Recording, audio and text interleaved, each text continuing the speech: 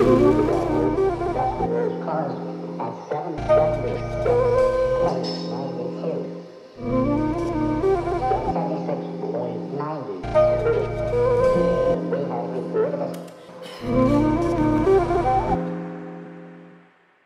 G'day YouTube, we're here in the Purpose Built Moto garage with our freshly finished 1984 Ducati 900ss. This bike came to us all the way from Canberra. Our client Jamie needed it finished off once he'd had the engine built and that incredible carbon body kit fitted. Let me run you through what we've taken care of on this Ducati and all the rest of the intricacies on the build. I'm Tom Gilroy, let's get into another build rundown.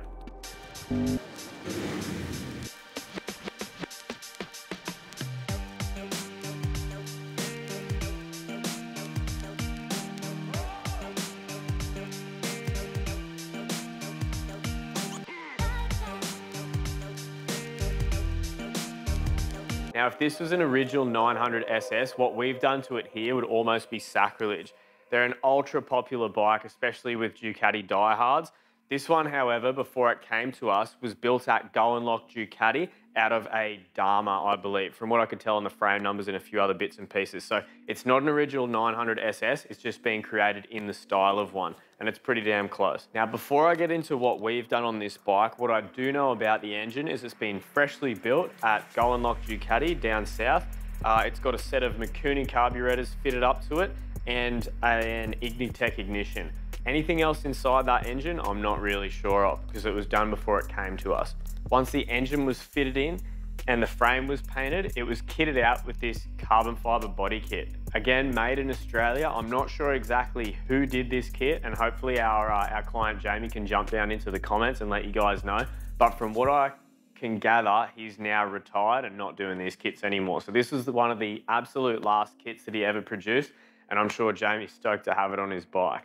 I wasn't quite sure when he was sending me photos, but when you see this thing in the metal and in the carbon, it looks really, really nice. The kit's super well put together, fits really well on the frame, and you know, like the overall style of that carbon fiber offset with that incredible red frame is something that I didn't think I would really like, but the more I look at it and the more we've worked on this bike, it's really grown on me.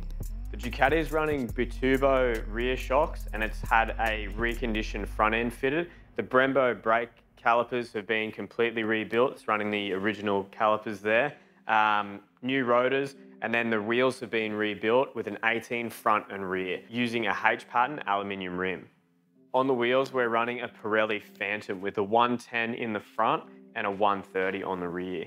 With those details out of the way, let's get into what we've done in-house here. A big part of our early discussions with Jamie were revolving around the exhaust. He wanted something pretty special, and I was trying to talk him into something a little bit wilder, but alas, at the end of that conversation, he wasn't willing to go for something quite as wild as what I suggested, so I'm gonna keep that one in the back pocket for our next project.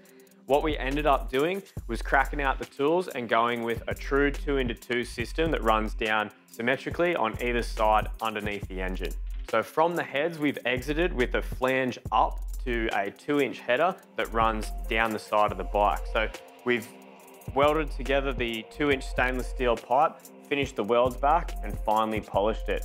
The exhaust runs into a pair of our 2-inch torpedo mufflers or 51mm torpedo mufflers that have some nice discrete mounts that mount off of the brackets for the center stand. Now, because of the engine configuration on a Ducati, we've had to make sort of symmetrical ending exhaust, but the two headers are vastly different. So each side was just built in terms of obviously the flow of the exhaust, which way it needed to run, but also aesthetically as well. So making sure that although both sides are different, they both look like they belong on the bike and they both sort of suit each other. But once this exhaust was nicely finished, polished up and mounted on the bike, it was time to move on to hanging the accessories off the bike and finishing out the fabrication work before we could move on to our next step.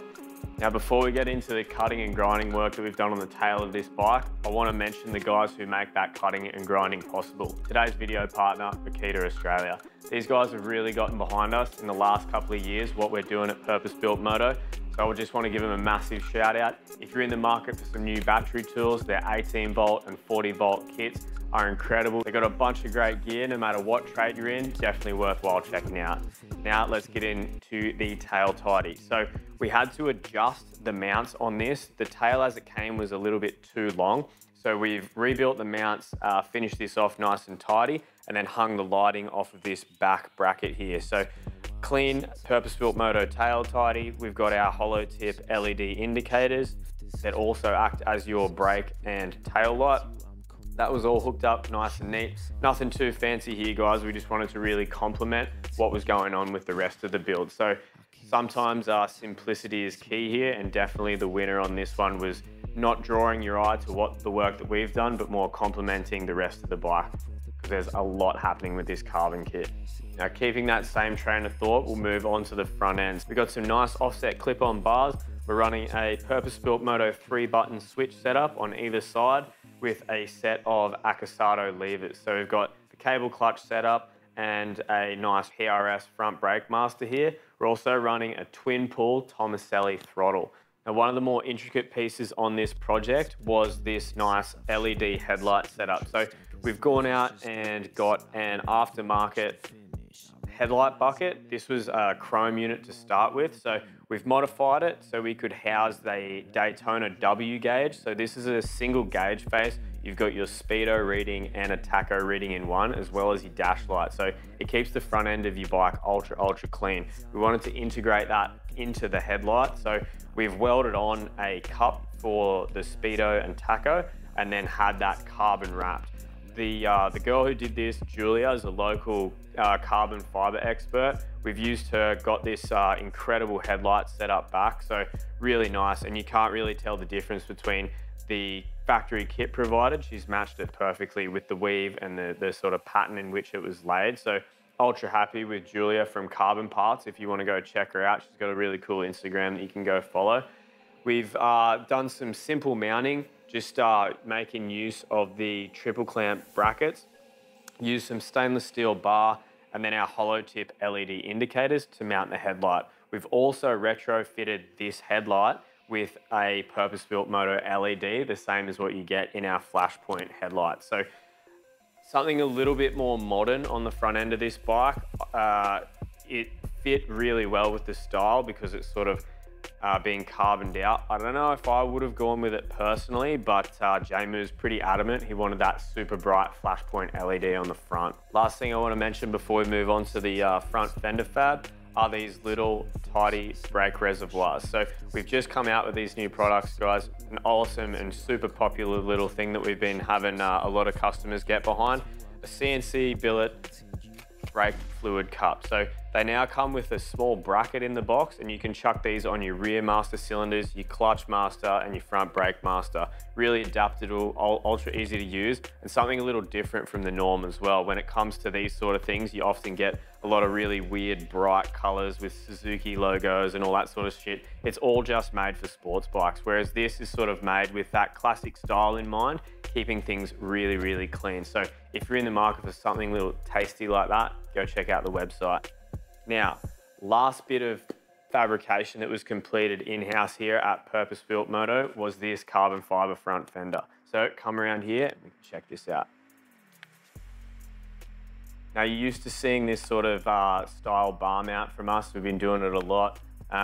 Super tidy, some nice, really delicate looking mounts here, just utilizing obviously the fork threads there, and then coming up to some threads that we've fixed underneath the carbon fiber. This we had to go hunting for though, so it's not really common to find a carbon fiber fender that'll fit an 18 or a 19. You can get a million 17 inches, because obviously they make a ton of this stuff for sports bikes, but we ended up finding one. It was originally made for the front end of a late model Harley with a 19-inch front wheel. So we've cut, modified that, had it refinished, and then used that as our front fender here. Again, we just really wanted to match in with this style. Like if we had left our chrome headlight bucket and used an aluminium fender here and painted it black, it probably would have looked all right. But when it comes to tying in something like that, the details really matter, and the way that you utilize the materials that are on the bike can really elevate the project. So I really pushed to make that right, and I'm glad we did, because the finished product really is something that's worthwhile sort of taking note on and looking at. So Jamie's ultra happy with the result, I think, and we are too. It's a real standout project. Now, something I haven't done in a little while, but Jamie specifically requested it, he'd seen it on a few of our older projects, was our leather grips. So I wrapped those up in some nice black leather for him. We do a few little tricks with these to make sure they're comfortable, just so you're not hanging on to some steel that's wrapped around with a little bit of leather. So put a bit of padding underneath them and stuff like that. And that was sort of the finishing touch before we turned the key and fired this bike up. Once we did that though, and we've got a real special treat for you here, we sent this bike around to Cube Ducati. They're just down the street from us. That's the home of the Australian Ducati Superbike team, and we're lucky enough to know those guys. So they took care of the tuning on this one once we fired it up. Instead of taking you guys for a test ride with a GoPro on this, we're going to send a camera around to Ben's shop, and you can see this thing on the dyno in action. So I'm going to fire it up for you so you can hear it here, but then you'll get the clips of this thing on the dyno, and it is incredible. The sound is gnarly, it's blowing flames, doing all sorts of wild shit. So enjoy that. Thanks very much, guys, and we'll see you on the next one.